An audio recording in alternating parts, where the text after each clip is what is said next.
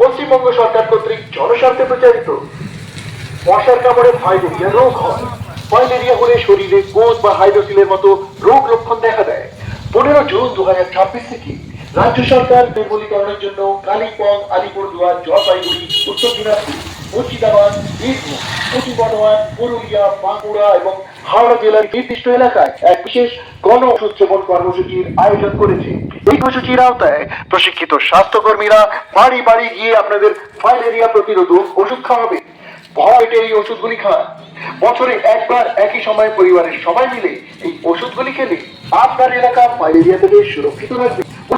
শারীরিক অসুস্থতা যেমন মাথা ধরা, বমিভাব, গা হাত পা ম্যাট ম্যাট করে পারে, ভয় পাওয়ার কিছু নেই। এই সব উপসর্গ সাময়িক। ওষুধের আপনার ওষুধ খেলে বাচ্চাদের কৃমির উপদ্রব কমে যায়। তাই পরিবারের সবাই মিলে 5 বছর এক টানা ওষুধ খান এবং আপনার এলাকায় ফাইলেরিয়া রোগ প্রতিরোধ করুন। বিশদে জানতে আশা দিদি বা স্থানীয় স্বাস্থ্যকর্মীর সঙ্গে যোগাযোগ করুন। আসুন সকলে মিলে ফাইলেরিয়া মুক্ত বাংলা বলি। স্বাস্থ্য ও পরিবার কল্যাণ দপ্তর পশ্চিমবঙ্গ কর্তৃক প্রচারিত ফাইলেরিয়া